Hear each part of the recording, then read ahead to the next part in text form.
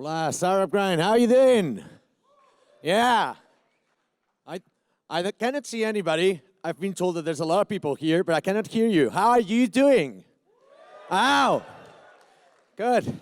So I'm Alex. I'm director of Startup Grind Barcelona. I feel very honored to introduce you to Dustin Moskovitz. Who has ever heard of Dustin Moskovitz? Yeah. He did a terrific job in that Facebook movie, didn't he? He's my favorite actor. Just kidding. Well, Dustin, amongst other things, he created Facebook back in the day. That allowed him to become the youngest self-made billionaire according to Forbes. But in 2008, he left to create Asana. Asana is a platform that allows teams to track their work with integrations with other collaboration software. So, without further ado, I would like to introduce you to Dustin Moskovitz and also to Katie Brenner, who will be interviewing him in this fireside chat. Let's give it up for them.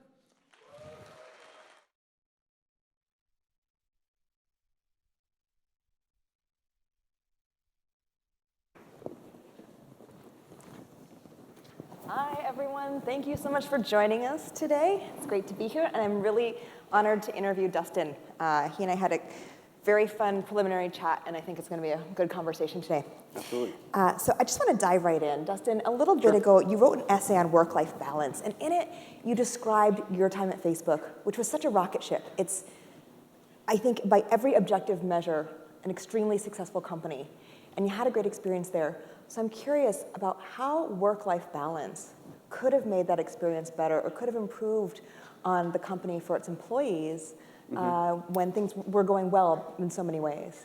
Sure, yeah, this is definitely a topic I'm really passionate about. So you're referring to a post I wrote on Medium a couple months ago. There's also a sort of great accompanying post on the Asana blog that's more of sort of like a how-to for work-life balance for your company. Yeah, the genesis for this is just, when I started working in the Valley, I feel like, I sort of succumbed to the pressure that I think a lot of entrepreneurs feel, a lot of employees feel, to just work extremely hard, to feel, the time pressure and feel like that translates to an urgent need to just like, keep driving, keep grinding, if you will. I think there's also sort of a culture almost of like one-upsmanship, especially for people in their early 20s of like, how many hours in a row have you been up lately to get this project done, things like that.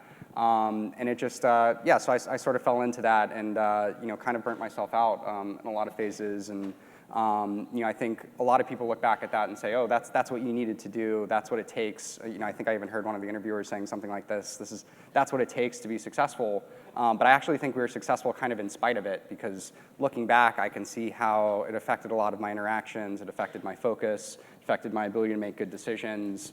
So now I approach Asana very differently, and the advice I give to entrepreneurs is very different of like, you have to manage this really carefully. You have to manage your energy, and you can optimize it in ways that don't just mean super long hours and never taking vacations and things like that. It's really about, striking the balance, taking time to recharge, taking time to reflect and reground, and that's really how you end up operating optimally. And it's just counterintuitive to a lot of people who think, no, the marginal hour will mean one more hour of work. But I just, I think there's a lot of research, there's a lot of experiences other people have told me about, and my own experience that just lead me to think, no, that's sort of, that's just misleading people and taking them in the wrong direction. Sure, I think that's great. And I'm very curious, you say you give very different kinds of advice now. Is there maybe one key piece of advice or one thing that you often tell people that they should think about in terms of keeping work-life balance that's really important, maybe just for themselves, for their own personal health, and how that will improve their ability to work?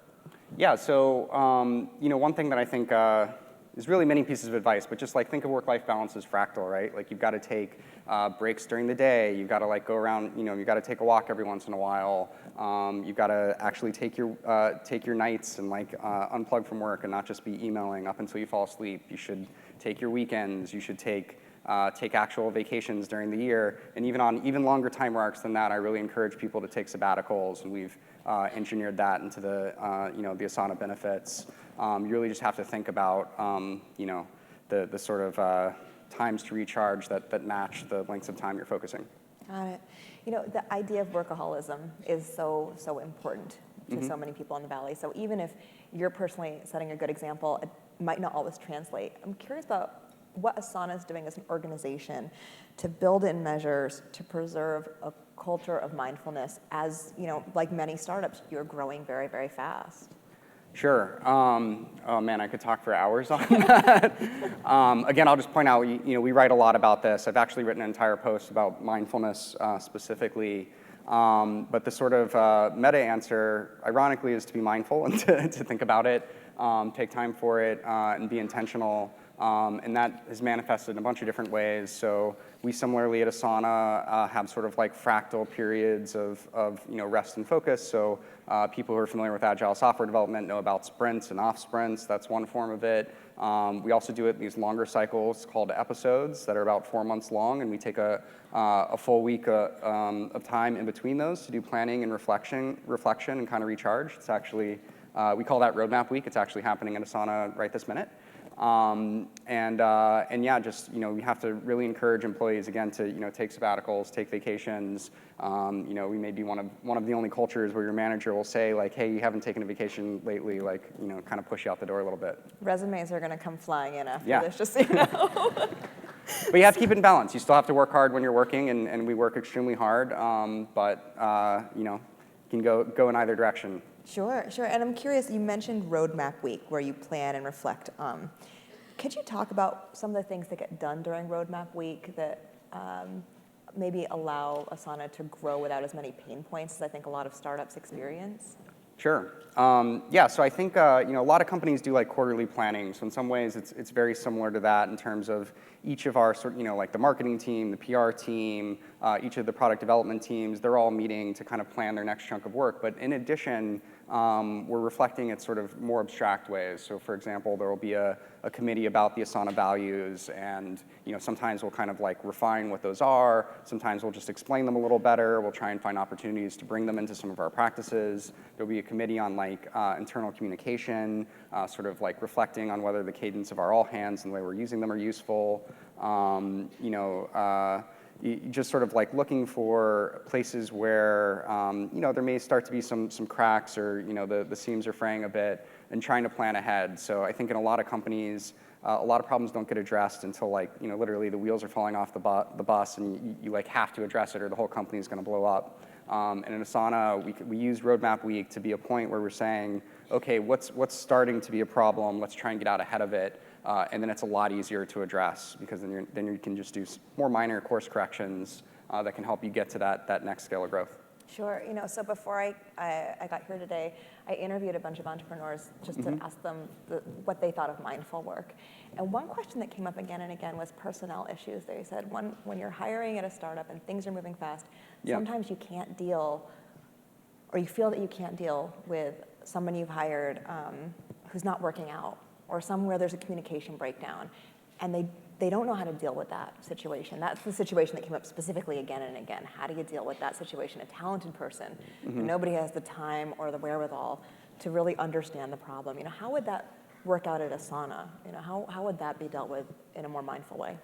And you're saying that the problem is with the person? They're right. not good. Maybe there's an engineer who people aren't getting along with, or there's hard to manage the person. It's very talented, but we're growing fast. Why don't we just ignore it and figure it out later and hope that he or she just kind of comes along? Okay. Well, I'll just point out, to me, there's sort of a clear logical fallacy there of like, they are dealing with that. There is a cost to a person like that in your organization of demotivating other people, causing friction, causing politics. So you can ignore it, and you may think that's saving you time, but I would argue it's probably going to be more costly even in the short run. So I think the Asana attitude would just be, value that fact, and respect it from a rational basis, and invest the time. So we'll do that in a couple ways. One, when you come into the company, we're going to onboard you onto these types of values. We'll take you through some workshops that'll help you just understand how to identify your internal states, help you talk in a more mindful way, and that'll set people up for success as they begin in the organization and give everyone kind of a common language. We also have coaches available for people who can work on these kind of interpersonal issues, whether it's a coach for the person who's maybe causing this friction, or for the people around them, so that they can figure out how to interact with that person better and form productive relationships. And yeah, just I think really just engage with the problem and treat it as something worth working on. I think the attitude for a lot of startups is like, oh, 95% of our work is just like the product and the finances, and like everything else doesn't matter. And I think that's can be true if your company is just doing so well that you can like constantly rehire people when they're leaving, and like you don't have to worry about the sort of long run. But most companies like aren't like that. You need to be able to survive downturns. You need to be able to survive some turnover, and that's when it's really worth investing in your culture and building a solid foundation for the long run. Great. Since you mentioned the downturn, I want to address that too. It's another thing that's sort of come up in conversations I've had. Yep. For some people, liquidity is getting hard to come by. People are trying to buckle down and figure out how to save money, in some cases. Sure. So where does culture fit into that? It feels, in some ways, like a secondary problem. Like, we just need to get this company going, and we just need to grow. These are sort of very immediate issues. So why does good culture help in a time of a downturn, or when things slow down or things get rough? Yeah, again, I would just say when you're not in a downturn, you can kind of get away with a lot. But then when these sort of corrections happen, those problems, small problems, become very big problems. And there's been a lot of news lately about companies where they were doing extremely well financially, they were getting great valuations, and then all of a sudden, they weren't hitting their growth numbers, they're a little too optimistic about their model, and all of a sudden they lose like half their executives, or maybe you need to have the board change over the CEO. It's happened recently, and that's the consequence, I think, of not investing in culture. And you kind of have to, in some cases it can be very, very costly, and you kind of get set back 6 months or a year in your progress, because then you really have to address those things. Sure. And management is such a big topic here in the Valley, and it's probably why this room's really full right now. People really care about management. So there are a lot of, I won't call them fads, but really extreme responses to traditional management, including like flat structures where there's no manager, including very, very almost militaristic structures that you see in some places. And it seems like you're somewhere in the middle here. So I'm wondering, how did your experiences at Facebook or your co-founder's experiences at Google sort of shape what Asana has become? What did you take from those companies that really worked, and what did you feel that you needed to augment? Sure. So I'll just say, when we started Asana, we really just tried to be, thoughtful and study a bunch of different cultures. So we relied a lot on our own experiences, but also just tried to talk to people at other companies. A bunch of things came up. Certainly with respect to management, I think you hear sort of, two different stories that lead to these two different extremes. One is, if somebody comes from a culture that's very tops down and very sort of militaristic, as you said, they can feel very constrained, like they don't have the autonomy and decision-making authority they need to do their job well. They feel very at the effect of their bosses. And then on the other hand, if you come from a culture that's totally flat, doesn't have managers, you can feel unsupported. And so I know a bunch of people who have been kind of washed out of those cultures, especially if you're inexperienced and you're really hoping to learn learn from strong mentors. Not having a manager can be like really scary, and can just mean that you spend a lot of time kind of pounding your head on the desk and not making progress because you don't have that guidance. So Asana's solution is really meant to be a balance. And so we have what we call, basically emphasize distributed responsibility. So we're trying to push decision-making to the edges as much as possible. But we also have what on paper looks like a very traditional org chart. We're very conscious about the ratio of employees to managers, because I think about 6 to 8 is about right. If you're a new manager, you should have fewer. If you're a very experienced manager, maybe you can stretch to 10. But after that, you just do a poor job supporting your people. But again, you can kind of add these sort of countermeasures if you are in one of these situations. So if you have a really high employee to manager ratio, you should consider a peer mentorship program or having external coaches who can supplement that coaching. If you have a very tops-down management structure or hierarchical, you should provide some outlets for people to express creativity. So I think this is part of why Google has 20% time. Hackathons are also very good for this. Basically just having the right composition of these different things where people can feel strongly supported but also have the autonomy they need to do their best work, I think is really the best outcome. Sure. And you've also brought up, what's good for employees. At some organizations, it's hard for them to thrive because of the structure. Also, I think in the world of startups, we're seeing employees start to become more vocal around certain issues, like compensation, like employee equity, trying to understand more about what's happening to them there. They really, especially because things are starting to slow down a little bit. So when you're on the rocket ship, you kind of don't really care so much about what's going to happen to your equity compensation, because there's a belief that the IPO will take care of it all. Right. And as that becomes shakier, people are asking more questions. So it becomes a transparency within a company issue. How transparent do you want to be with your employees about how the company is doing, about how successful it looks like you're going to be, about what the exits will be and how they will impact them? How do you deal with those things at Asana? Yeah, it's still something I'm learning about and trying to calibrate our own approach. Generally, transparency by default is literally one of our values. We try and just push that as far as we can, and really have good reasons when we're not communicating something. But I've also just really emphasized things that are easy for people to understand. I mean, I think options are just such a foreign subject for the vast majority of employees, that it's already just a steep learning curve to climb. But then you add things like the double liquidation preferences and ratchets and these things that are starting to come up, and we're only even discovering them as companies IPO, and it's just like total losing game for employees. So I've just been very careful not to allow those things into the structure of Asana in the first place, so that at least once you have the details, you're able to interpret them in an apples-to-apples way with other companies.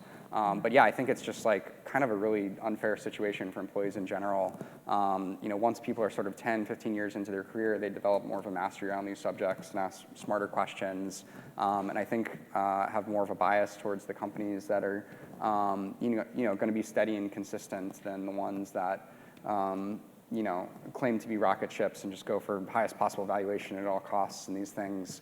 I think it's easy when it's your first 5 years in the Valley, maybe you haven't lived through one of these corrections before or seen or understand why people are so skeptical, but anybody who's been here for 10 years has, and they get a sense of this. And they're just, they have a huge advantage versus everyone else. And are you seeing the hiring pool change? The sorts of candidates come through your door change? Are you seeing more or less, or are people more concerned now about culture as they look for jobs? Yeah, I think so. I mean, certainly, I think a lot of startups are hiring people straight out of school, and I think they kind of don't know what they don't know. But for people who Asana is their second or their third job, it's very top of mind. And there's almost a sort of cynicism or disbelief of like, oh, I hear stories of like your culture is really great, but it can't actually be like that, because they just know all of their friends work in these other cultures that are more familiar. So yeah, I think we tend to see people who are seeking that later in their careers. Got it, sure. I'm very curious, you had mentioned earlier that you'd gone out and you'd spoken to a lot of different people about their company cultures and how they built culture. In those conversations, were there figures that emerged that you just really admire and that you look to for advice about whether it's running a company, how to create great culture, how to keep employees motivated and happy at the same time? Who are those figures that emerged for you?